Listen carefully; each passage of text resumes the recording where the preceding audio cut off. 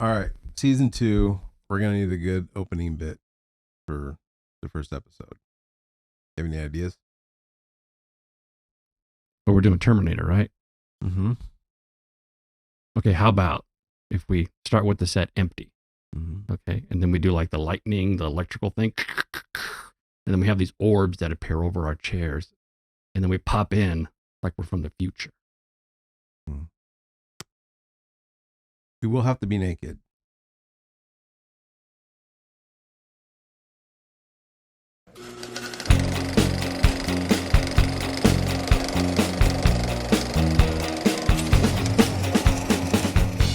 Welcome to You Gotta See This Movie.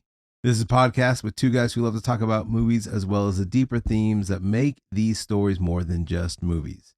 And here for our season 2 premiere, we have Michael and as always, Jim. That's me. We're in 2024. We made it. We did. Yeah. Right on. And we're in our second season. Season 2. Congratulations. Cheers. Clink. For those who can't see, we just clinked. I did the clink sign. Yeah. All right. So how you doing? How was your year of movies? Year of movies. I'm doing pretty good. You're like Mr. like crazy amount of movies per year. What are you up to? Okay, well, I don't think it's a crazy amount of movies per year. I'm sorry, you had over 300 movies last year.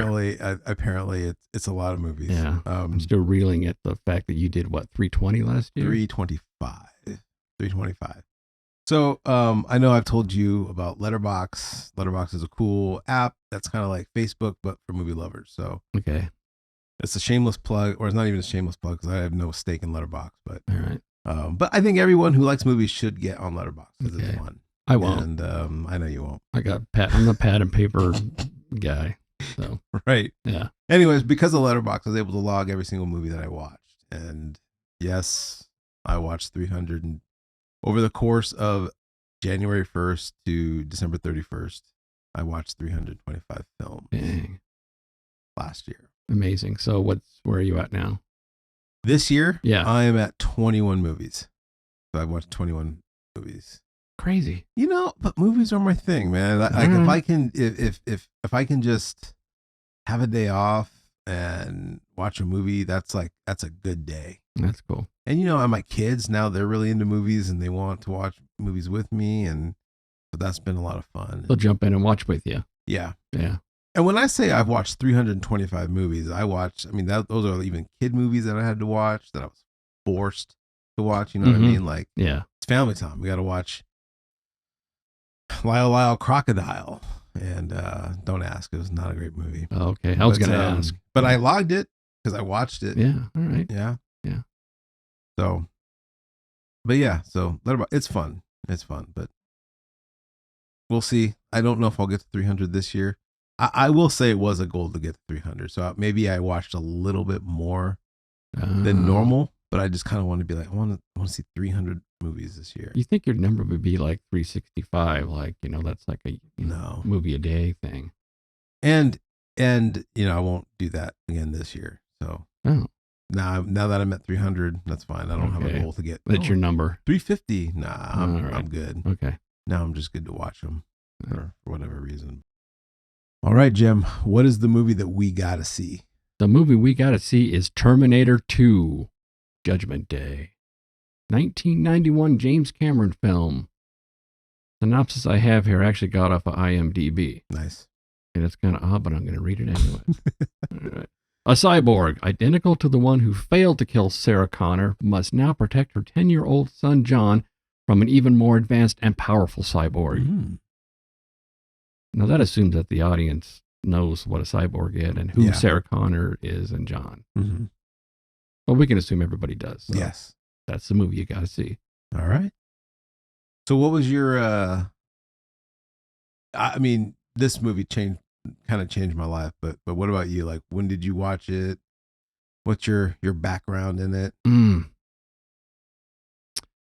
I remember, I don't think I went to the theater to see it. Mm-hmm. That was like, my kids were young and little pipsqueaks and taking care of them. So we didn't do the movie thing too much. Yeah. So I'm pretty sure I just caught it on, as a rental. Because about then, stuff came out about a year after its release, right? Roughly? I can't remember. Was the what that turnaround? I don't think it was as fast as it is today. No, but it was about a year turnaround, so it was Right. probably about a year after. Yeah. I do remember at the time when I was working on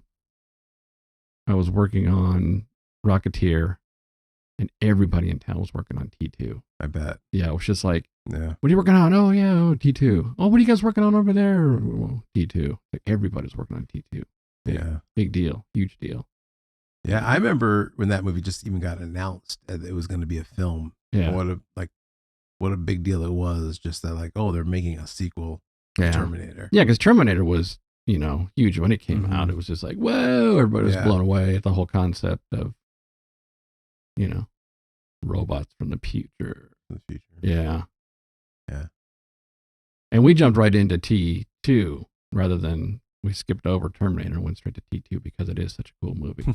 Yeah. Right. Let's give Terminator its credit. I mean, it was great. For its time. Yeah. It was a great movie. It's still a good movie.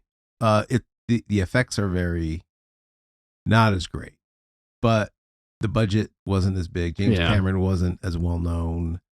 So, I mean, you got to accept it for what it is, but he came in with T2 and just kind of like blew it out the water. Right. You look at Terminator 1 or Terminator, and it kind of feels dated when you watch it. But T2, just watched it. It was great. Yeah. It was great. It was a lot of fun. Well, for me, I think this was one of those movies that there was a time before I saw Terminator 2 and a time after I saw Terminator 2. There was a time before you saw it? Yes. Okay. So like it's a very distinct moment in my life. And for one, I did not see this in the theater because this was, my parents were, no, I don't think so. I don't know. We're not going to, it's rated R or some stuff. Yeah. And so I can't remember how old I was. Let's see, this came out in 91. Yeah. So then I was probably 9. Oh, yeah. 10. However, all my friends were seeing this movie. And that's all they talked about. So I had like, so their parents were taking them to see the movie, and your parents were like, and it was like one of the biggest moments of like, life's not fair. Why are my parents trying to ruin my life? They had the T2 lunchbox. Everyone gets to see this movie, and I wanted to see this movie so bad. The crazy thing, and again, I don't know. I mean, look, parents are making things up as they go. I get it. I'm a parent of young kids myself, and we don't have it all figured out. So God bless my parents. But for some reason, I was allowed to rent Terminator 1 and watch that. See, I think that one's more. That's kind of worse. That's worse for than a kid. For a kid, yeah. But for some reason, they were like, no. However, yeah. When it finally came out on VHS, I can remember very distinctly my mom picking up me from school, telling me we had to go to the grocery store. And as a 10-year-old, having to go to the grocery store is like one of the worst things to ever happen to you. It's so boring. No, clothes shopping as a 10-year-old is worse than a grocery store. Maybe.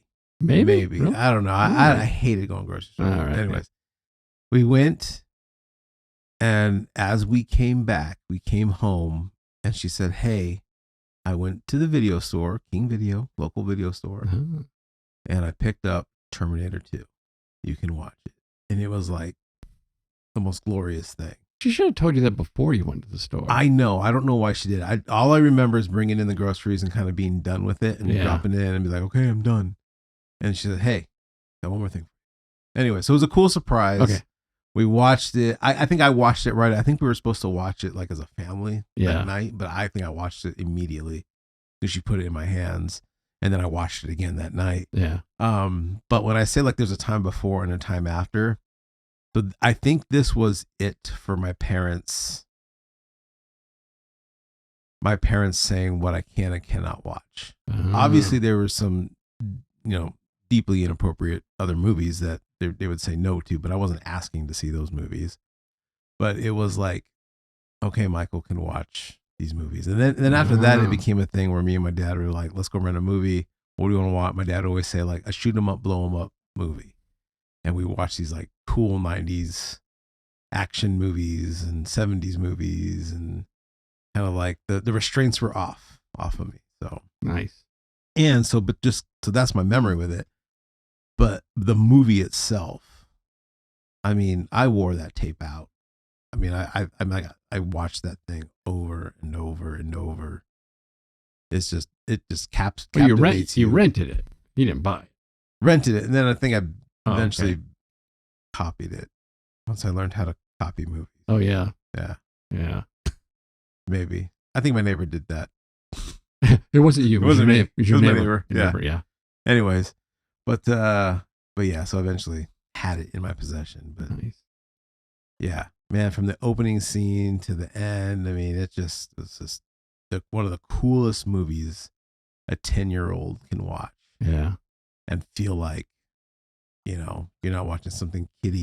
You're watching a movie with real stakes, with real drama, with, people getting impaled in their eyes as they're getting coffee. Well, how long has it been since you've watched it? Okay, so I just recently watched it. Well, last night, so that we could talk about it. Right. Yeah. But before that, I how watched long? it last year. Oh. Part of my 325 movies. Oh, okay. Well, that So, makes sense. Yeah. All right. So I don't know how long it's been since I watched it prior to just the other night. It's been a long time, and I'm going into it thinking, is this going to hold up? Is it going to be fun? Mm-hmm. And it was fun. Yeah. It was really good. It holds up on every level, and you think about it, you think, oh yeah, it's, the Terminator robot guy comes through, is killing people. And then you think, well, the new T-1000, what do they call him? Yeah, T-1000. Yeah, the T-1000. He's like, he's like Jilly Goo robot guy, and it's kind of dumb, but no, it actually works. Yeah. Yeah.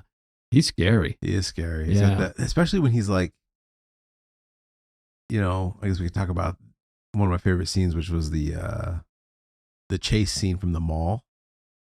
You know what I mean? Yeah. Like, just like the look that he has on his face when he's chasing John Connor on the motorcycle. Yeah. It's just so like blank and stoic. Like, Yeah. he is running, but his whole body is moving super fast. It's weird how he runs. It's like, he's just, I don't know. It's like powerful and like scary. Yeah. When he's coming at you, it's like he's not. Yeah. He's like a robot. Yeah. It's And scary. you know what's interesting about that? I think what makes it scarier is that because it's not like he's super fast robot like the little girl from Tomorrowland. You know what I mean? Oh yeah, it's like high speed cartoon run. He's still limited. Like, he's still not as fast as a motorcycle, right? Right. But he's still fast enough that you're gonna keep the gas going. Oh yeah. You know what I mean? Yeah. And He's just scary. yeah. Yeah. But that blank look on his face, and he's coming after you, and he knows that there's nothing that can stop him. He's just gonna, he's gonna get you. Gonna get you. And then like he's chasing him, right? Yeah. And you figure, typical movie, right? He's gonna like, commandeer a car or something, right? I thought the same thing. Okay, you know what? It's a chase, and he doesn't get a car. No. He gets a semi truck. A very slow semi truck. Well, I'm not thinking slow. I'm just thinking like powerful, like scary, like this thing. See, I thought slow. When I watched that, I'm like, why did he get that thing? The most, I mean, you're right. It plays better in the movie. Yeah. But in my head, I'm like, how Okay. did he get that? Like, there's all these other cars there he could have gotten. It's been faster. But Okay. Yeah, I didn't think speed. I just thought it was more. But you're right. For more menacing. He's coming after this thing, like, Yeah. and like the kid's like, yeah, I'm gonna go down in the wash. I'm gonna go, Yeah. and he just like barrels through. thinks it. he's safe. Thinks he's safe, and then when that truck comes, that was like a big moment in the movie where you're just like, oh my, he's coming over the. Yeah. Like he's not stopping. He's got the pedal to the metal. He's barreling this truck, right? It just scary. That's scary I stuff. think it's scary because that's the first time. Well, you see it through John's eyes, but as an audience too, you're seeing like, okay, you're dealing with a villain or an enemy that has like no limits. Yeah. That he is. John thinks he's safe. He even stops. Yeah. And then you hear all the. And poof. He just keeps coming. And again, like, man, 90s action movies were just something else because you got that was a real truck going off a real bridge. Yeah.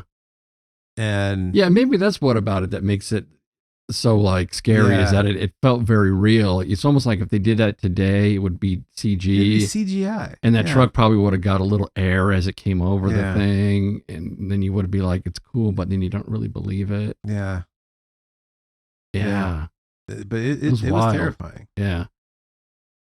However, now it's fun because it's fun to point out, like for some that whole chase in the wash was intense. Then you got Arnold who's on the Harley and he's chasing him and he's doing that flip with the shotgun. Yeah, what is that? Is shooting the locks? I know he's like cocking the gun when he does that flip but thing, it's so right? cool. Yeah, I don't know. I almost stopped to Google it to see like how I don't think what the action is that no one ever did that until that movie.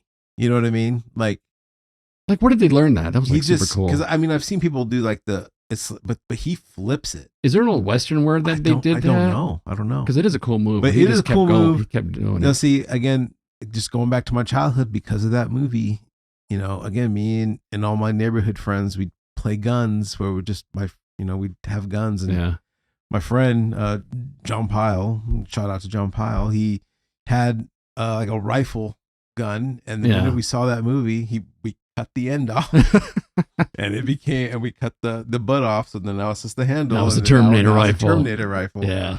And, and we would do that. I mean, for us, it was just like flipping it around, but no, that. Yeah.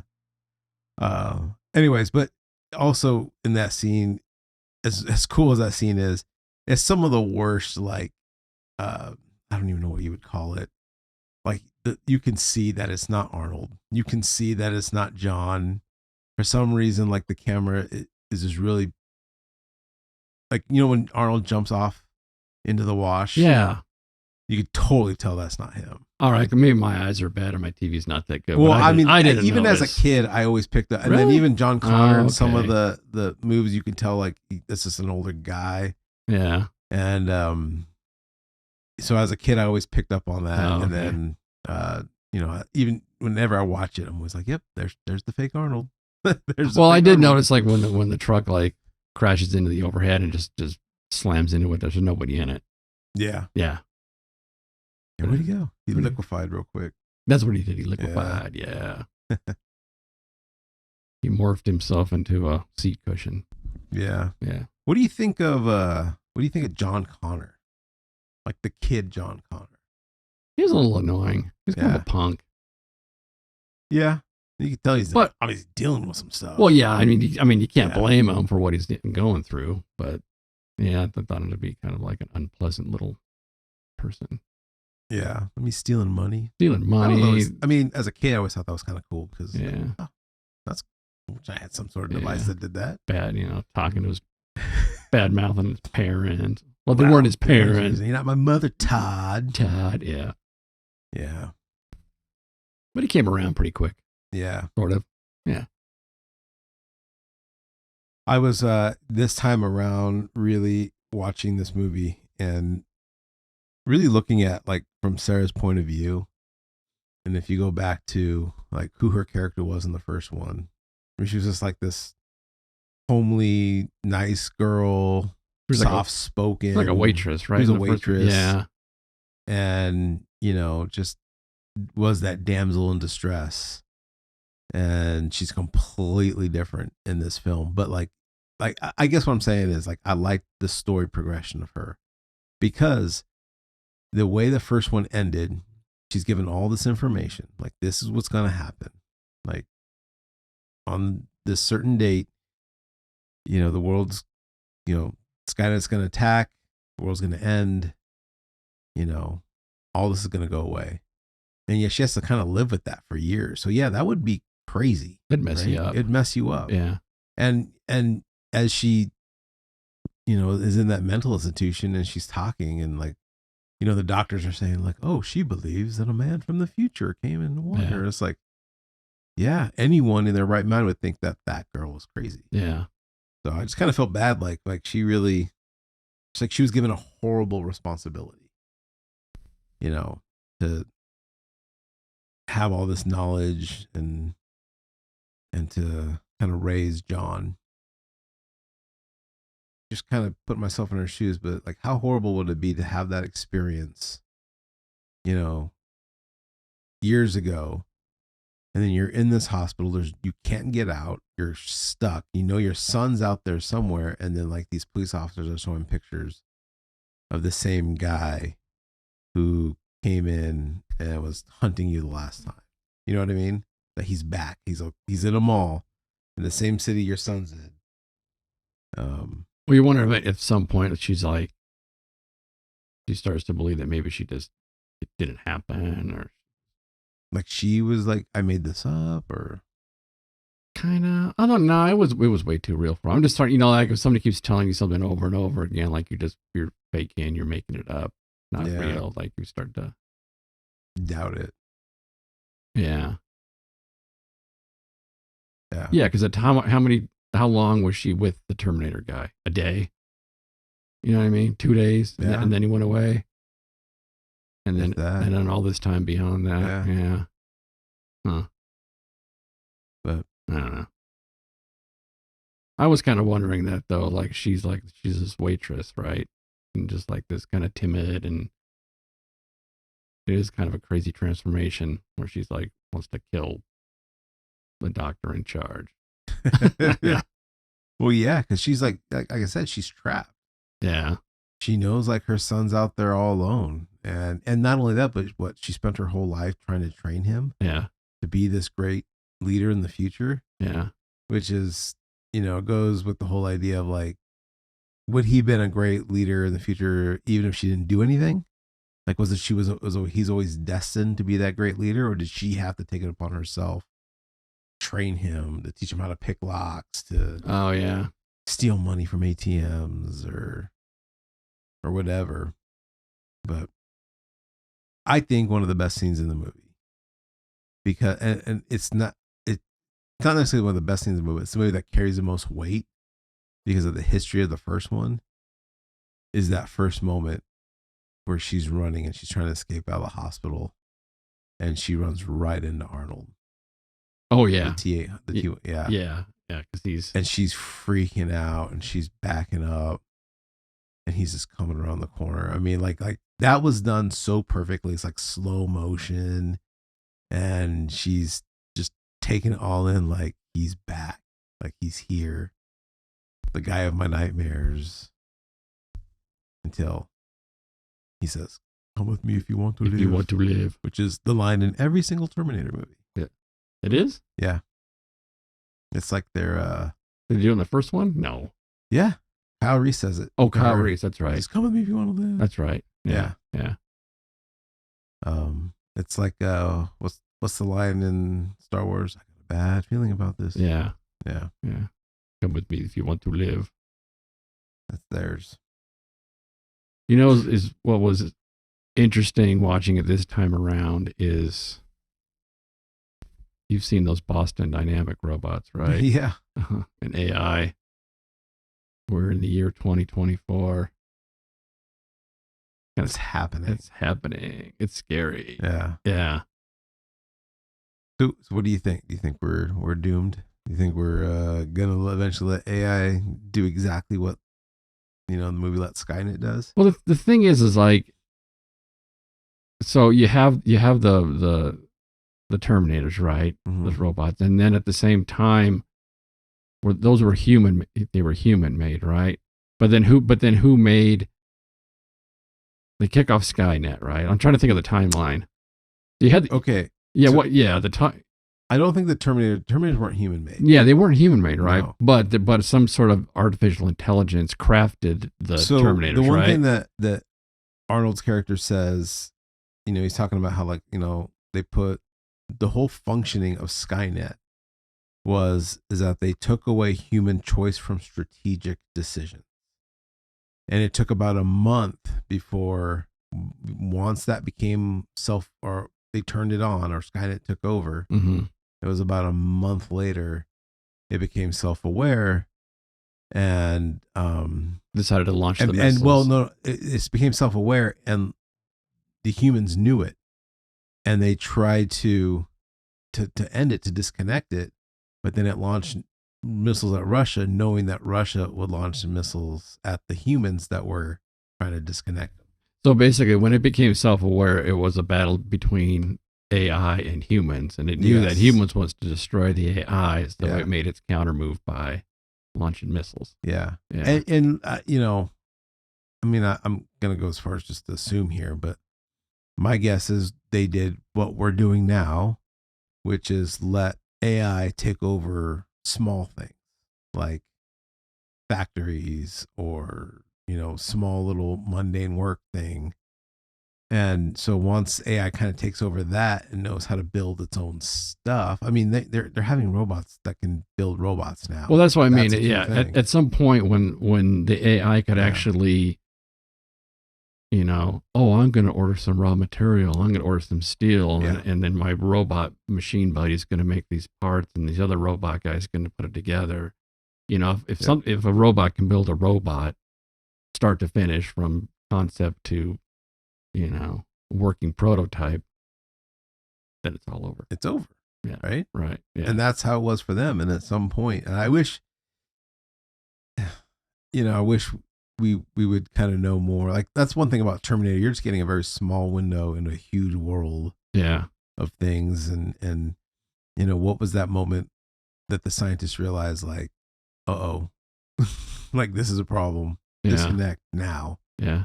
And, I was listening to a podcast and the guy's talking about AI, and he's like, you know, everybody gets scared about it. You know, he's like, it's not sentient. It'll only put out what you put in. And I'm like, really, dude?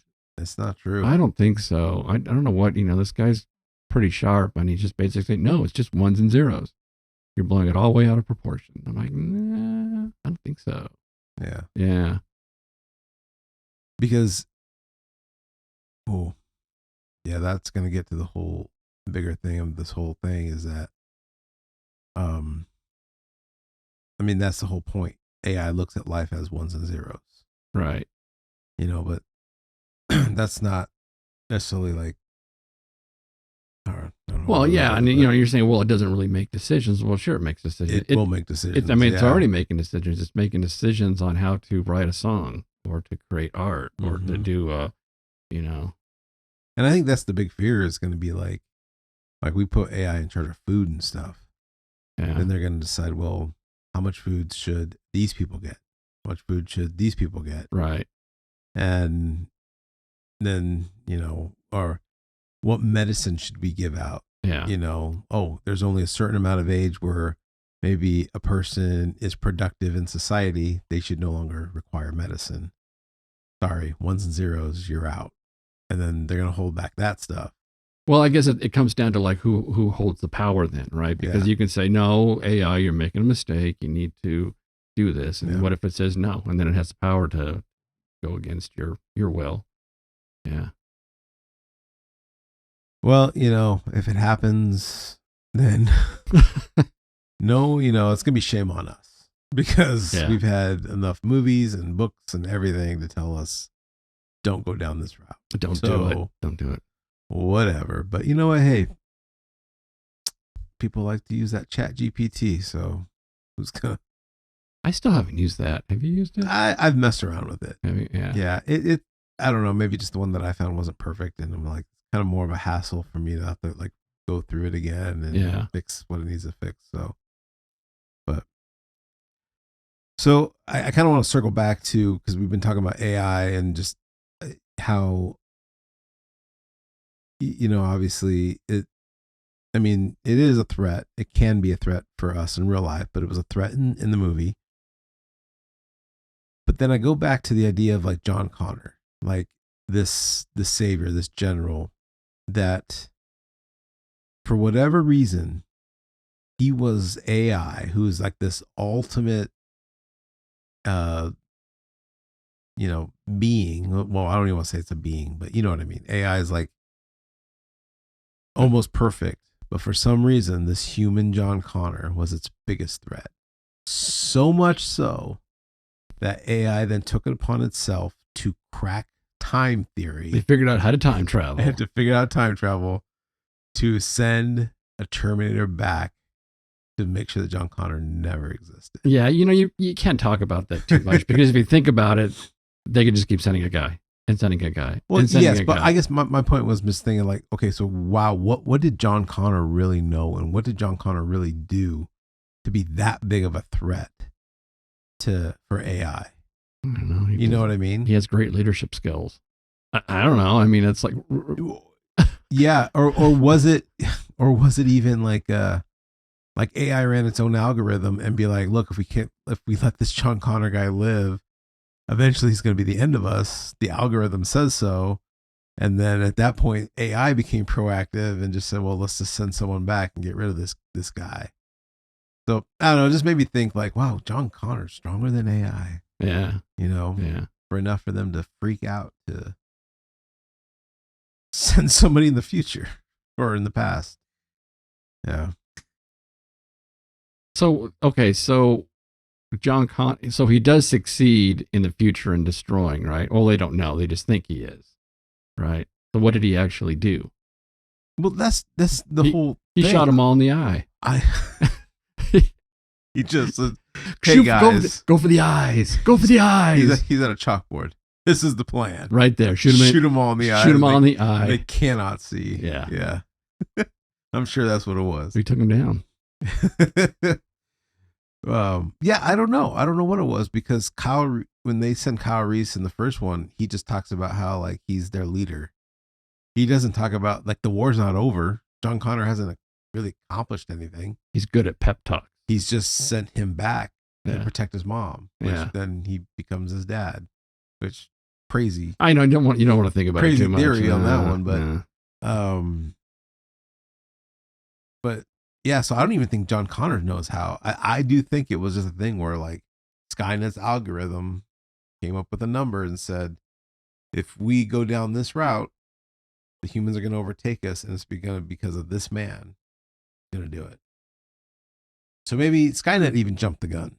So they didn't even know. That's what I'm guessing. So they probably because they started seeing this movement against them, from the people, and John Connor was leading the way. Yeah, we got to take this guy out. Yeah, take him out. So why did they just take him out? Like I said, couldn't. He was hiding. Yeah, it's really good. Had to go back in time. And they had a lot of dogs because remember, dogs sense the Terminator. Why they keep the dogs around. They did? Yeah. They talk about that in the first one a lot. Oh. That's why they keep dogs around because they can sense the right. Terminator. And that's why like in that scene, which is cool. I as a kid I always thought like, oh, that was cool, but it's pretty grotesque when she's on the phone and John's like, I gotta call my my foster parents, at least, tell them. Yeah. Oh, and the dogs are going crazy. And the dogs are going crazy. He goes, why is the dog going crazy? Oh, okay, I missed and all of a that. sudden she goes, whoosh. Yeah. Oh, there goes Todd. R.I.P. Todd. Yeah. Which, did you know that? You know that actress is in another famous James Cameron movie? Oh. The stepmom? Or the foster mom?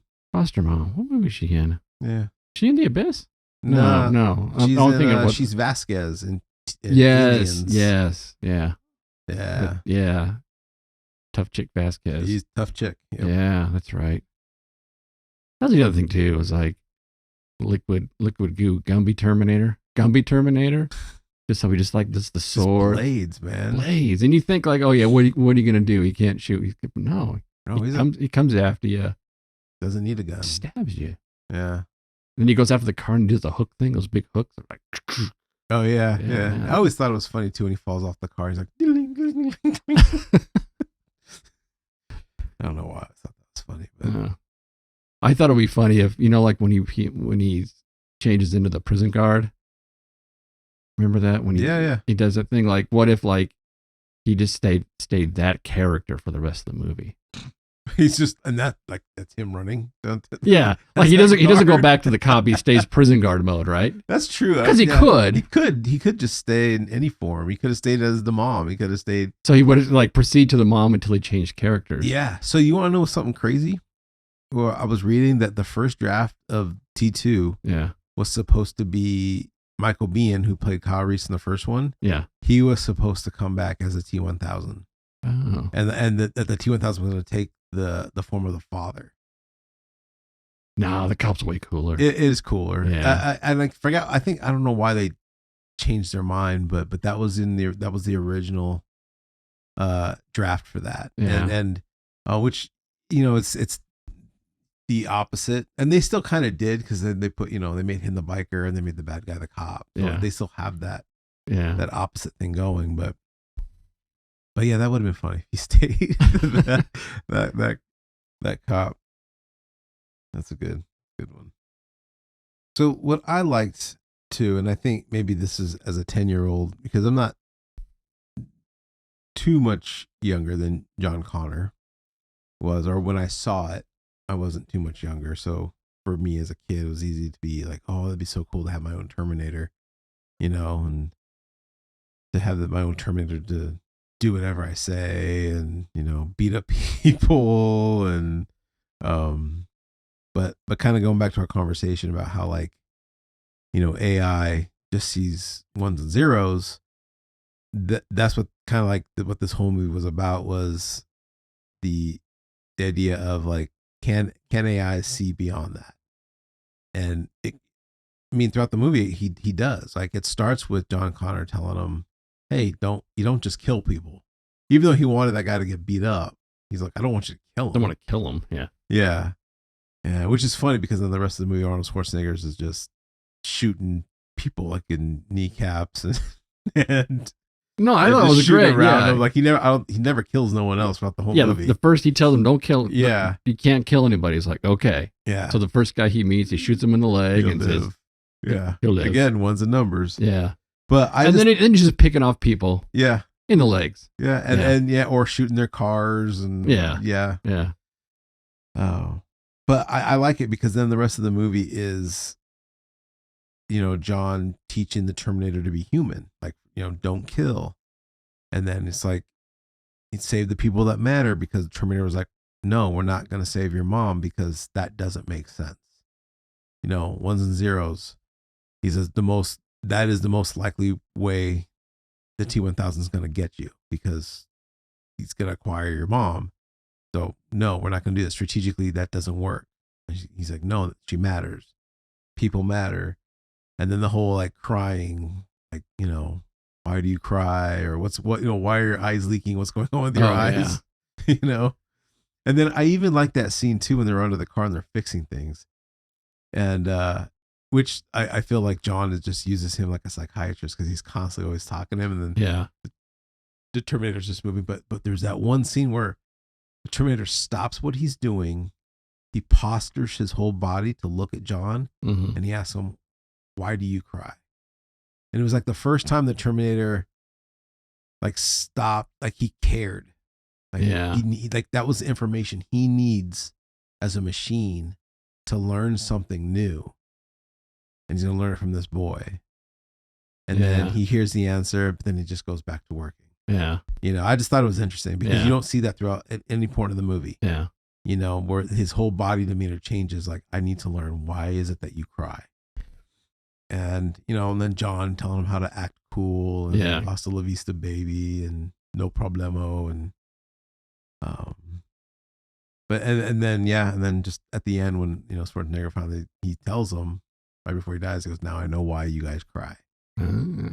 Yeah. So it's the idea of like, wow, AI can evolve. And if AI can have these moments with humans, maybe Skynet and humans wouldn't be enemies. It's kind of like, you teach them the end of Rocky IV. It was like, Rocky's like, if he fuse and dies, if we were yous and me's would get together. Because him and anyways. That's movie. Sorry, I don't remember Rocky IV. You're teaching AI morality. You're teaching AI morality. Yeah. Not to live a life of ones and zeros. Yeah. You don't kill. Give him a reason why you don't kill. Yeah. Because otherwise, you're going to get Judgment Day. And I want to talk about Judgment Day. One of the scenes that. So, obviously, my parents were right in a sense. Probably I shouldn't have watched this movie, because there was a scene in this movie that kind of wrecked me for weeks, and I did have nightmares over, and it's the atomic bomb happening in LA. So Sarah's having a dream. Yeah. And she's on the fence, she's screaming, and I don't know if it's just because, I live in LA and like I know that skyline and we're so close. Well, it made it very real. Yes. Like at the time, did you know as a kid, like what happens like when a nuclear bomb goes off? Like, I knew that there was I knew about nuclear bombs. The flash of light, and then it just comes. I knew about how it's, it's, I guess, radius. Yeah. But I don't know what got me, because it's a park scene, right? And there's parents and there's kids, and then you just see the kids like start to burn slowly. Yeah. Like that got me. Yeah. And then I remember watching that, and because then like you kind of hear her screaming still when she still bones. And all I remember is we're watching that scene. I can't remember who said it. It was either my mom or my dad. All of a sudden it was just like, they wouldn't be screaming after that. they're trying to make it better for you. Yeah. It'd be like, no, you're out of it. Like you're they were like telling me like, no, you wouldn't even, you're gone. Yeah. You're gone. You're gone. Yeah. You're not gonna be writhing, and you're not gonna be, but I'm like, I don't know, Dad, that they were burning. They were burning and she's still hanging on and she's screaming. Yeah. Yeah. So it freaked me out. It was pretty horrifying. That whole thing. Judgment Day. Good scene. Yeah. I have a movie magic for that scene. Oh, do you really? So you know that scene really well, right? I do. Okay, so they show the flash, and then they show like the freeway, and it blows the cars off the overpass. Yes. Right? There was a bus, and then there was a station wagon. It just go flying, right? Uh-huh. All right, check this out. There it is, baby. That's the station wagon? The station wagon, yeah. That's funny because, I mean, I've known you for a while, and I've seen that station wagon for a while in your house and stuff. And I never knew it was from this movie. So this is this a mold from this movie? No, actually, I made this originally for Mom and Dad Save the World. Okay. And that's a movie that we will probably never talk about on this podcast because it's not a movie you got to see. But it was a lot of fun. Okay. All right. So I worked on this, I think, the year prior. Anyway, so a friend of mine who was a model maker, he remembered that I built this car for Mom and Dad Save the World, and he was working on P2. And he's like, "Oh, Jim, do you have the mold for that station wagon you made? Can I borrow it?" It's like, "Sure." So he borrowed the mold, and then he made cast up a body and made a station wagon for the film. Oh, that's great. So you are the creator of the station wagon. Yeah, so even though I didn't make the one for the film, but you did. Yeah, right? Yeah. Yeah, so I think that's pretty cool. So that is cool. Yeah. Because the other guy, he just poured some plaster. He just poured a little plastic in the mold and made one up. Yeah, that is cool. That was such a. I was reading up on that scene about how there's scientists that watch that and says, yeah, that was the most accurate depiction of a bomb. Oh, really? And then I was reading about like what it took to film that scene, and I guess it would completely destroy things, and they would have to reset. And it took 2 days for them to reset and then come back and film it again from a different angle or from something else. But that's cool. That's a cool thing. So what I want to know is the Dyson guy. Yeah. Was he the inventor of the vacuum? It probably was his son, because once they realized that they knew how to make things suck really well. I don't know. It's like, well, this robotic thing's not going to work out for us, so let's do our second thing. Let's talk about. Well, somebody else found the chip, right? They found the chip that started it all. They got the hand, and they got the chip, and they said, well, who's the smartest guy that we can give this chip to that can figure this out? Yeah, get that vacuum guy. Let's get the vacuum guy. Yeah, because he makes heck of a. He solved the vacuum suck problem. Yeah, he can figure out this chip. All right. Well. All right. Okay. One thing I do like too, because it was after she has that dream, that Sarah. Again, if it plays off the first movie, which it does, I mean, this is one of those few instances in movies where it's like the first one and the second one make a complete story. Like it really is that like good. Because you get this whole life where Sarah is just preparing for Judgment Day. She's just getting things ready. It's going to happen. And then at one point after the dream, she realizes, well, I can stop Judgment Day.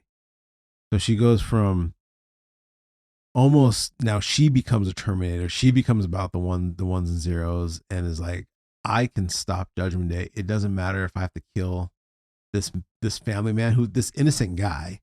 Right. He wasn't evil. It's not like he's the mad scientist. He just stumbled upon a technology, and as a scientist was curious about it. So she turns into the Terminator. She starts blasting. She's people like, I don't care if I yeah. have to kill this innocent man. Yeah. Well, I'm going to say for the greater good of everybody, I'm going to stop Judgment Day. Yeah.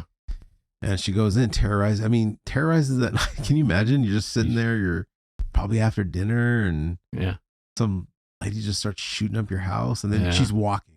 Because that's what the Terminators do, right? When they're not running, but kind of walking slowly, and she just walks in slowly and just gonna kill him outright. And then they have that weird scene where, and again, put yourself in the eyes of the family. Yeah. What is going on here? Like crazy, just getting shot at. You think she would have thought, though, it's like, it's really not going to, even if they stop him, he's got to stop it. They got to get rid of the company. They got to get rid of the chip. They got to so getting rid of him is not going to really stop it. Well, I think that's in her mind, that was the case. And then, then they figured it out. Once they figured it out, well, if we just get rid of that, then the research ends. And it's funny because it's like, what did they have to do to prove to Miles Dyson, like, this is going to happen? Yeah, he takes instant belief, right? Yeah. Just what a scene. Yeah. What a scene to like just cut your arm off, and now you got the robot arm. It's like super cool, but he could have just cut a slot and just like say, hey, take a look. But no, he's like peels it off like a glove. Like, hey, this is the arm that you're working on. This is where it's from. That's where it is, yeah. And that was super cool. Cool scene. Yeah. But yeah, then they made their decision to destroy it. And that leads me to the end. Because as a 9-year-old, 10-year-old, I think I experienced my first moment of almost crying during a movie. I don't think I cried, but man, was I bummed when at the very end, John Connor, he has this relationship with the Terminator. It's like his father figure. Oh, you jumped right to the end. You jumped right to the end. Yeah, because okay. It's like they're finally tossing it in. Yeah. Right? They got rid of the chip. Yeah. They got rid of the arm. Yeah. They already blew up Cyberdyne. Yeah. All the servers are gone. Everything's gone. All that was left. And at the very end, he says there's one more chip. Yeah. They're like, what one more chip? He points to himself. In my head. And it was just like, wow, that's it. Like, he's got to go. Yeah. And there was no like, well, we'll just live together and, we can, but no, he's just like, no, for the sake of Judgment Day. Yeah. And that's when the Terminator realizes, like, now I know why you cry, but he also knows the importance of humanity. Right. Right. Yeah. And so I like that. And I mean, it's super sad. I remember as a kid, I remember my parents were sitting in chairs, like, or in the sofas, and I was kind of like laying in front of the television. Yeah. And I remember, like, kind of. Okay. Especially just going down at that last minute, like, thumbs up. The thumbs up. Yeah. Which is kind of corny, but it's really corny. It's cool. Man, I like it. Yeah. For me, like, it is corny, but like to go through the journey to get to that end. It's that last little thing that's like, it's going to be okay. It's like he's saying it's going to be okay. He did everything he could. He was still so inferior of a model that all he could do was slow down the T-1000. Yeah. And he was all jacked up, lost his arm. He's barely hanging on anyways. But then, he just knew he had to go, and he's like, I can't self-terminate, so you're going to have to lower me down. Yeah. And that was it. And you see, like, his, like, from his vision, and it was gone. Did I ever tell you about when I went to the Fontana Steel Mills? Oh yeah, yeah. I Yeah. forgot they filmed it there. Yeah. We were working on I think it was a Chevy commercial, and we had sort of fake power plant thing set up with all these engines. And then we discovered this part of the steel mill, which was abandoned at the time. Yeah. And it was weird. It was like, there was this whole section where it had like that black and yellow tape like on all the railings and stuff, Yeah. and it looked a little cleaner. We're like looking around, we're like, what's going on?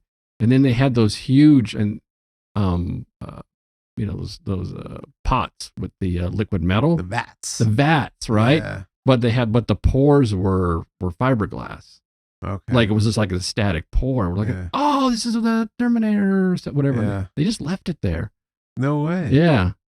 Huh. It was dumb. I should have grabbed something. I don't know what I could have Yeah, grabbed. it's gone now. Yeah. Yeah. Yeah, but it was like really cool. It's just like, Oh wow. man, we had a great time too, because it's like inside an abandoned steel I can mill. remember It was as a kid awesome. seeing it. I mean, I never went in there, Yeah. but I can see, where that truck crashed, and then they're kind of like when they first drive it in. Like I always remember, it's like, oh, there it is, because I can see the outside. Oh, of really? it. Yeah. But yeah. Yeah, that was cool. Super cool. All right. Well, I want to talk about the bigger theme in this movie, and to be honest with you, I had a hard time coming up with one. Not coming up with one, but there's so much here that I feel like is gospel centric that it, for a rated R sci-fi movie, it's so good. And I mean, there's the idea of, John Connor's like the Christ figure, and you got Mary, who is Sarah, and she's trying to protect him, and Arnold, who's kind of like this angel figure that needs to defend him. So much there. And thinking about like how many people died in the wake of just John Connor trying to be saved is almost reminiscent of, Mary and Joseph having to escape to Egypt. And then all the firstborn, kids being killed. Like there's a cost. There's a cost to Jesus being born. And same thing with John. There's a cost for him to be born. I could talk about that, but I kind of want to talk about something else. All right. Because that's too easy. Well, it's not too easy. It's not too easy. I mean, but I could do a whole sermon on this movie. Yeah. I could do multiple sermons on this movie. It's that good. But what I really liked, there's two moments in this film, and I think they play together really nicely, was after that horrific dream that Sarah had. She woke up, and it's probably a trivia question. I hope it's not. But she woke up to a carving in the table. You know what it said? It said, I'm glad it's not a. Oh, ding it. Oh. Anyways. Live. Something I'm live. not going to say it. Something live. I'm not going to say it then. Oh. Yeah, it says something live. Something Anyways. live. But it says, but that live. prepared her to the idea that she could change the future. Right? Right. Yeah, she could change the yeah. future. And again, it was like the idea like you can change your future instead of just preparing for it. So my idea is like, well, and again, we could talk about this for hours, but we're not. But the whole argument amongst Christian circles of predestination versus free will. And so where do you stand on that? Okay, so it's kind of like, I mean, for years, I was more of the mind, I'm more of the Calvinist mind. You have your Arminian view and your Calvinist view, and I think that the best way that I heard to describe, how it works as far as God and how he's in control of things. It's like if you sat down and played a chess game with God, and God's basically, he's going to say, look, we're going to play this game. No matter what you do, I'm going to win. Right? No matter how this goes, I'm going to win. But all the decisions that happen are my decisions. Yeah. I guess I'll make my own moves. The process of getting there is still my decision. So I think that it's still on us to decide. But in the big picture, he's going to win. Yeah. Yeah. So I don't know if that answers your question. Yeah. Well, that was just more of I'm curious where you land on that. I mean, I think at this point God knows the right answer, but I think all of us, it's just kind of, he knows we have what our you're own going to do. opinion on what it is. Yeah. Where do I land on it? Where do you land? I don't know. I think. Well, I'll say it with this. And there was the other scene that I think plays nicely with this, and they're really close to each other. Is, the scene where John asks the Terminator. I think he's watching kids play guns, which again I played guns. But that's exactly how we played guns when I was a kid. Like, I got you first. Yeah. But for some reason it bothered John. And he asked the Terminator, we're not going to make it, are we? And his response was that human nature, it is in our human nature to destroy ourselves. Right. And I think there's truth. There is truth to that. Yeah. That I think that we are almost predestined to destroy ourselves. You know what I mean? Yeah, and that's the sin nature. That's the sin nature. Yeah. And I think then, but like Sarah, we can, instead of prepare for that, we can change that. Kind of overcome it. And we can overcome that, and we can choose to, accept Christ and to kind of get out of that sin nature, because if we're predestined for destruction, right? Mm-hmm. God knew that and made plans for us to get out of that. A redemptive plan. Right. And, we can be like then Sarah to change that outcome. So we then now have the choice to get out of that. Now one can argue like, well, when I'm saying, I guess I'm taking God out of predestination. I'm just only within us, right? I think we're all predestined for destruction. We have the choice to get out of it. I think God knows it all.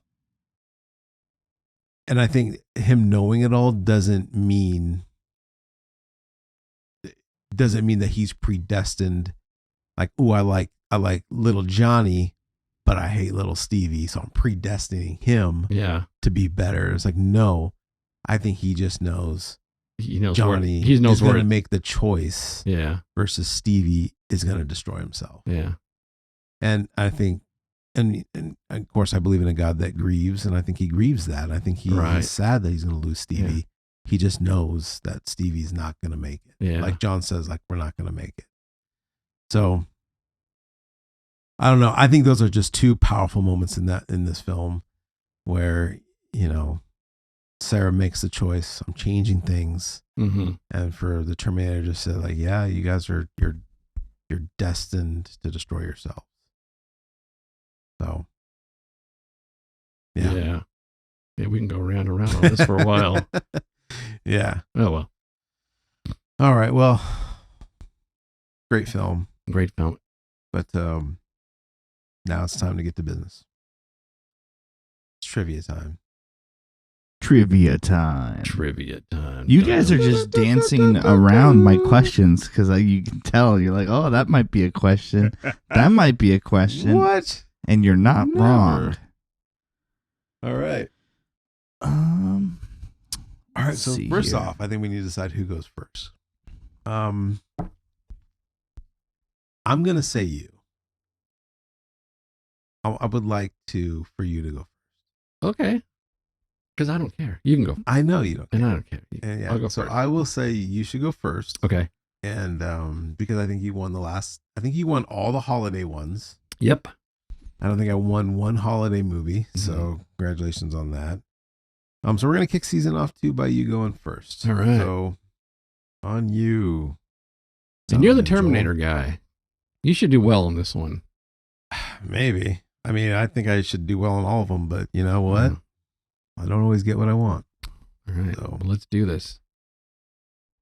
Are you ready for your first question? I'm ready. Okay. Are you going to play that music over the trivia? We should. The soundtrack to this movie was just like really good. Yeah. I don't remember. Okay. I'm ready. All right. You ready? Okay. He's laughing. What is the first type of playground equipment seen engulfed in flames during the opening credits? It was a swing set. It was a swing, the chair when it was swinging out and it was on fire. Hmm. It wasn't the springy thing, so let's follow it after the swing set. In my mind that I remember. Okay. Is he wrong? Because I can steal if he's wrong. For me, I want to say that it's when the credits start, as in when we see text. Yes. So no, it is not the swing set. Yes. Okay, then I'm not going to change my answer, but because I'm thinking of something else now. But... So go for the steal. Merry-go-round? No. Oh, see, I was going to say that what was the merry-go-round? No, it is the springy horses. That was the very first thing you see? That's the first thing you see is the springy horses. Little bummer. Then they must have gone back to the springy horses after. No, it's the springy. It's the and then little text. Springy and horses, springy though, horses. hell of a time at a park. All the time. Have you ever played on a swingy horse? Of course I have. Yeah. And then it's really cool if you can go far enough and you get it to hit the back of the ground. Yeah. You try to hit the bottom. Yeah. You try to bottom it out. All right. Do they still have springy horses? Probably, huh? Yeah, they do. Oh yeah, they're still out there. Cool. Okay, next question. You ready? Mm-hmm. So I lost. You lost that one. Yes. What is it now? It is now 0-0. Okay. So does it go back to me now? No, it goes No. to me, We're man. going. I got it all racked out here. All right. All right, Michael. What is the name of the restaurant the T-800 enters at the beginning of the movie? The Corral. That is correct. The Corral. That was not the question. Oh. It is currently 1-0. Wait, the T-800? He's a T-800 Model 101. Oh, okay. I remember the Don't 101. The questions. That is not one of the questions. That was I almost submitted that question. Okay. It is because everyone knows it was a T800, but he is actually Cyberdyne Model 101. Yes, which would be referred to okay, as so we went- outer skin. So he was T-800, and then the new Gumby T1000. 1000. So they only went like from 8 to 1000. It seemed No, like he's a they're- T800, but he's Cyberdyne Model 101. right. So they went from T-800 to T-1000. Yeah, it wasn't as Yeah. big of a jump as you might think. You think they would have Yeah. gone a lot more like, they should have gone like, should be like T-2000 to go from a like metal robot to Gumby robot. For the longest time, I thought he was a T100. I didn't know that it was a T800. T800. Oh, okay. All right. So I'll take that point. Yes, so it is Corral? currently. Was it- Corral. Was it a steakhouse? It's a bar, man. Yeah, he goes to the Corral. Oh, right. Yeah. Wait, did you call it a restaurant? Did you know? Interesting. When they have food. When they were filming at the Corral, Yeah. they were like literally filming the movie there. You know what was happening across the street? No. It was the Rodney King beating. No. Yeah. That was going on at the time. At the same time. Yeah. That's intense. It's crazy. Wow. There's a little bit of did you know? Wow. Anyways. All right, next question. The way everybody was all fired up and scared and Yeah. Wow. Okay. Okay, you ready? Ready. How many previous offenses does John Connor have on his record? Oh my gosh, I have no idea. Previous offenses. Because I remember pausing the movie because I was like, wait a second, how old is this kid? Yeah, because it was like his rap sheet came up. 20. He's what? He's like he's 10 or 12 and he's got a rap sheet. How old is he? 12, 10?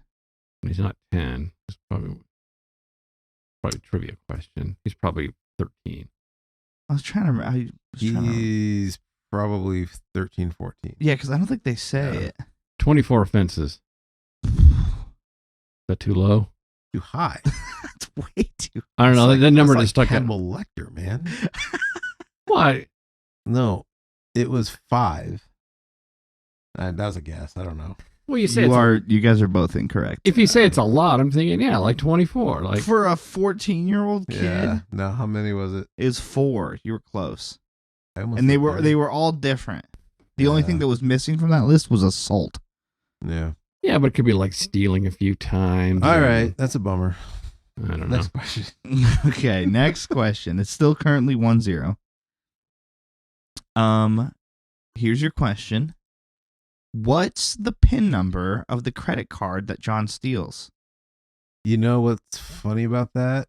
I'm probably gonna get one number off, Okay. but that's a good question. Is it 9003? Yes, it is. It is Oh! 9003. Oh, I was going to say 9008. the last number was the one I was worried about. Yeah. Yep, it is 9003. I thought that was a good Oh, one. Man, that was a deep cut right there. That was good. That was It's the good. first thing. It's the first time he does it. Yeah. Okay. All right. Next question. All right. What was the date of Judgment Day? This is important. I know it's important. And This is like everyone knows that. Well, you know what? And I saw the date, and I'm like, you know what? I should write this down. And I did. I'm like, no, I'm just gonna watch them. I'm just gonna watch the movie. This was 1987. Oh. 1984. Oh, it's over. Oh. Done. It's done. This was a date. Like, I can remember our friends were waiting for this time. We're waiting for this moment. Like, oh, Judgment Day's coming. I know. I should have. August 29th, 1997. Yes. That's Oh, 97. I should say Yeah. 97. 97. Man. 87, It was I got- going to happen in 3 years. Yeah. Yeah. My Wait, what? Oh, I got the time periods mixed up. Yeah. I got my time periods mixed up because the movies came out in the 90s, not the 80s. Yeah. Yeah. 97. 3-0, man. Yeah, I'm it's starting happening. New Year off I need to- right. I need to think. I need to think about All right. This next one's You a know what's tough one, funny? though. Like, I knew that was going to be a question. I'm like, you're probably going to get that one because that's a softball answer. That's It really is. That's a softball question. it is. It Yes. was. I just was not. All right. Okay, All right. this next one is not a softball question, though. You ready? it's yours. No, it's mine. yours. Okay. All right. What game is John Connor playing in the arcade when the T-1000 arrives? Okay. There's 2 games he's playing. Yes, but you can only see the name of I'm one going to of say them. them both. One was Missile Command, one was Afterburn. Okay, but you wouldn't have... Okay, all right, I'll give it to you. Yeah. You wouldn't have known it was Missile Command unless you've played Missile Unless you Command because they played it. don't show the cabinet. Okay, Yeah. you know what's weird is I was looking. I'm like, well, that's not going to be a question because I can't see the cabinet. I don't know what the But you game know is. it's Missile But Command. you can I see don't it. know what's Missile No, Command. but that's why I picked Afterburner. That's why I specified when the T-1000 arrives. Oh. Because he's playing Afterburner Yeah, I when he guess you're shows right. up. You're So you right. could tell by what he's playing as to what game it is. You could Yeah. see it on the... Well, and also... Missile Command's like a famous game. Also, Afterburner is I it's wouldn't huge and the whole thing is moving. It's very noticeable. Yeah, and that No, was I like, did know it, that was yeah. like my arcade time. No, like, I knew. going after that was always like my big complaints. Like, why is this kid wasting time playing Missile Command when you could be playing like Street Fighter 2? Someone or else was on it. something else cool. Yeah, I guess. But then Afterburner, oh yeah, I remember I played that game a lot because that was a cool game. You're like, It'll tilt yeah, you around. that's All right. everything. All right. So, dang, 4 zip. Dang. Let's go. Let's keep it going. This is fun, man. Look how fun the trivia was. All right, next question. All right. Here we go. What is the name of John Connor's foster family's dog? Dog? What's the name of the dog? There's a reason you could know this, Oh, because he gave him the wrong name. and that's how he knew. Do you want the real name or do you want the fake name? I want the real name. because I know them both. Okay, hang on. Okay, I'm going to think. I thought about doing fake name, but that's a pivotal moment. Is that's how you? No, it is, you 'cause they learn said, that they're like- dead. like the dog's name is something, and he just said something, a dumb dog name, like, "Oh, how's Winky doing?" You know, and they said, "Oh, Yeah. Winky's doing fine." He's like, your parents are dead.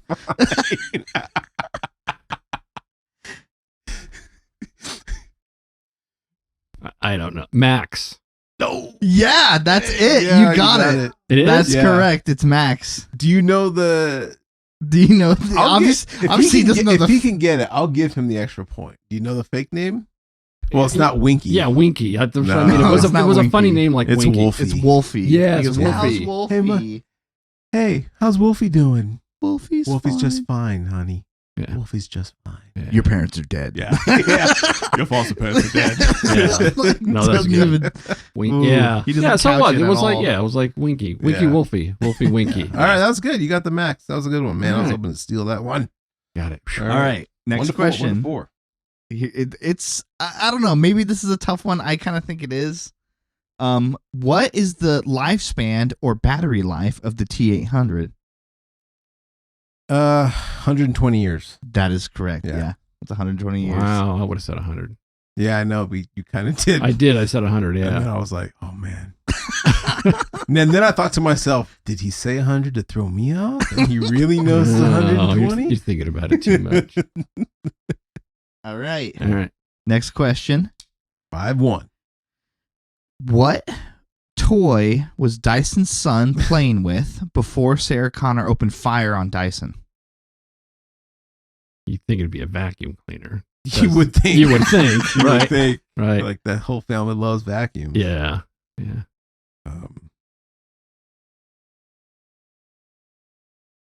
He was playing with Lego. I know it wasn't Legos. I don't know. No, because You don't know? it's what saved.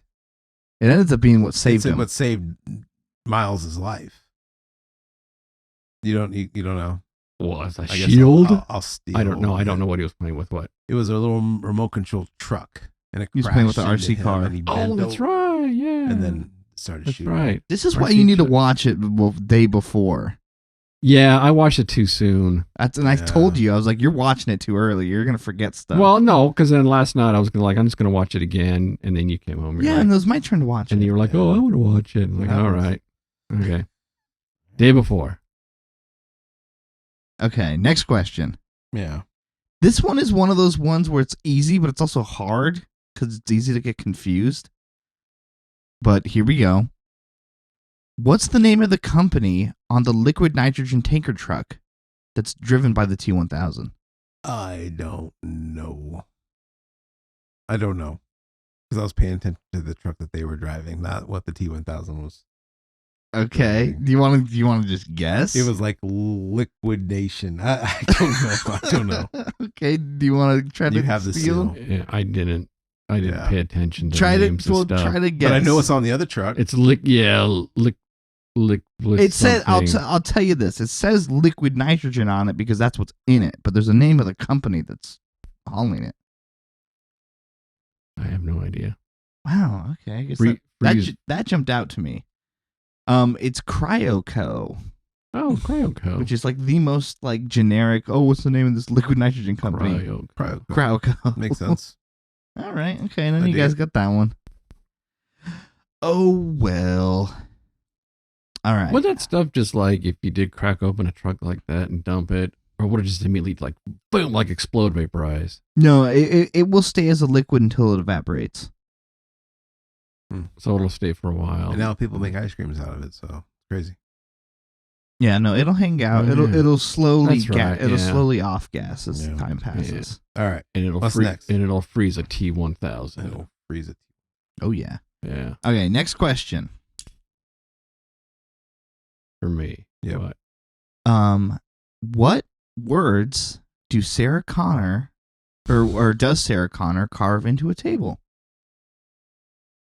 Yeah, this Which the is one funny we 'cause were- you this guys is the one talked we were about it. dancing Yeah. around. You talked about it, but you didn't say I didn't what say it. the I wanted words to. were. I something wanted to. it was something live. Something live something Nope. You're off. lives.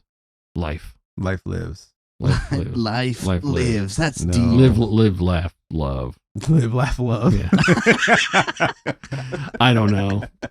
And again, I looked at it and I'm like, I should write that down. I'm like, nah, Live, I'm just gonna laugh, watch the love. movie. All right. What was it? No Fate. It's no fate. Oh, No Fate. Yeah. Yeah. I feel like that's kind of an angsty thing to do as an adult person, is to be carving no fate into it. I don't know. Picnic She's table. going through a lot of crap, man. I guess it's just like that's like I'm like that's something like That was when she fell asleep, right? That was when she had the dream. She woke up and she saw it there. Yeah. No fate. You know what I did while I was watching the movie? I paused it right when she like fell asleep on the table. And then my wife Heidi didn't know. And because I left the room. And she's like, man, she's like sleeping a long time. She's really sleeping a long time. It's like, why were they going to film her asleep all She's this just time? sleeping. Yeah. Yeah. And she realized that I paused it. It's like, oh, yeah. Oh, that was funny. Which, by the way, that like, because I know a bunch of stuff about like the atomic bombs and crap. That is an incredibly realistic scene. It's insane how like I was kind of surprised because like I know this movie came out a while ago and it's like really spooky accurate. The flash and then the delay to the blast is like, the blast. I think that's what gets me. yeah, it's woof. And they turned it a paper or what does she say? She's like, they were blasted in a paper, like dust in Yeah. a, I forget. That's a cool, that line is crazy. How many questions do we have left? We have. This is like 6-1. So what are you saying? You just want to take your victory now? I'm just saying, like, do you even have a chance? Do I even have a chance to steal? I'm gonna say no. That I don't have a chance. There's to steal. 2 questions left. Well, I still All right, want. let's go. I We still can still wanna- go for it. I mean, it's for the stats, right? Yeah. Okay. Michael, this one's for you. Mm-hmm. Todd and Janelle are John Connor's foster parents. What is their last name? Browning. That is incorrect. Yeah, that's incorrect. That's a guess. Which means go for the steal Because he knows. because he I know. knows. Because I know. Yeah. Yeah. Voight.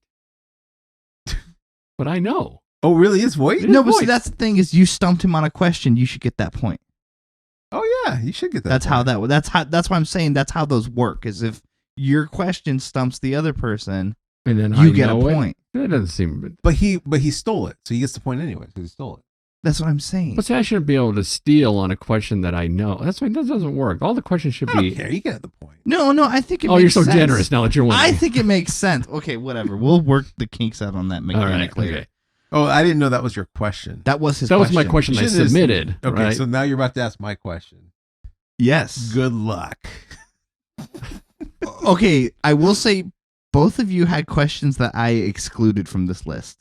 All right. And we can talk about what those questions were because it's kind of funny. Final question. Where Oh, did okay. Sarah stab the doctor with a pencil? All right, I'm gonna give you. I thought it was his knee. How's your knee doing? Yeah, It's your knee. Yeah, Yeah, it's it's his his kneecap. Yeah. that's good. All right, well, congratulations to me. It is 7 to Congratulations. final score, 7-3. Gotta get some ice cream. All right. Look I'm at not going this. to be. I'm not going to be so loose with my viewing this time around. Next time around on our next movie. That was a blowout. That was a 'Cause blowout. I didn't take notes. And just man, All right. Well, new year, new me. Yeah. So I gotta got that going for me. got overconfident. All right. So what? Any final thoughts and ranking on this film? This movie was super fun to watch, Yeah. and I think it had a level of, what do you say, campiness to it a little bit.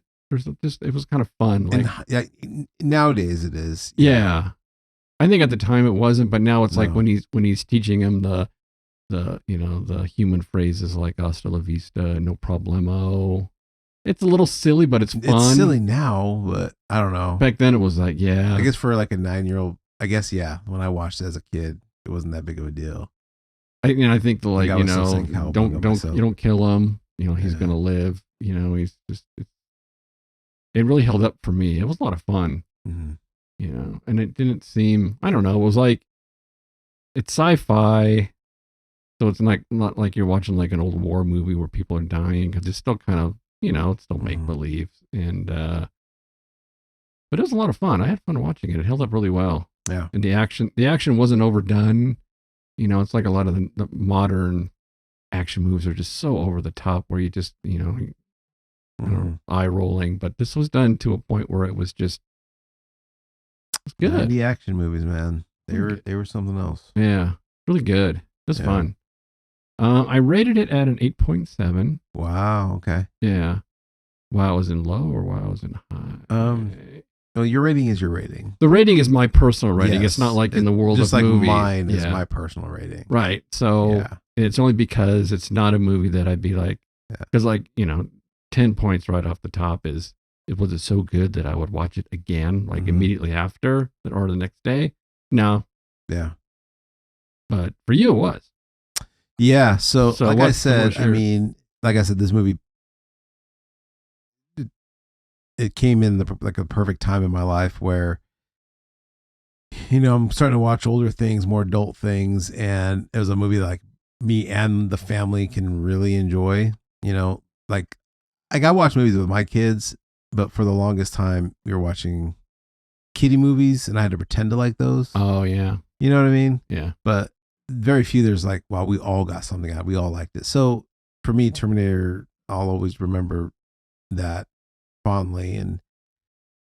And to say to how much it has held up throughout the years, so much so that we might be living in it. You know what I mean? Yeah. So So if there's one movie that's gonna hold up, it's that one.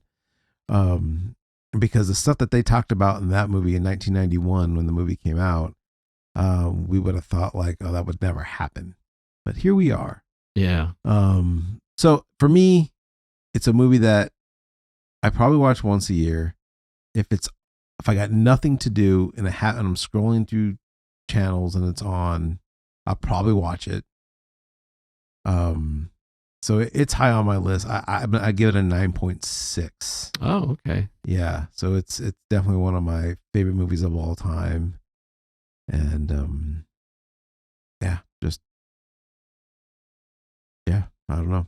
That's it. Yeah, I'll probably move it up in my list of movies to watch because I think I enjoyed it enough. It's been such a long time that I really enjoyed it this time enough to be like, that was a lot of fun. Yeah. I'll watch it again. All right. Well, that does it. We have wrapped up our first episode of our second season. Congratulations, Jim.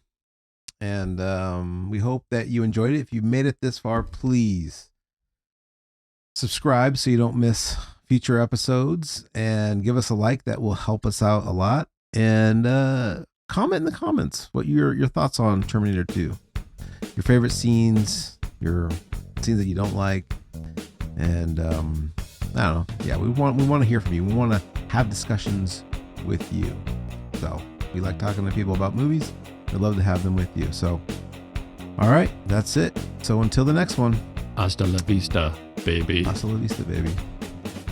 So are we still going to do this naked thing or? No, not happening.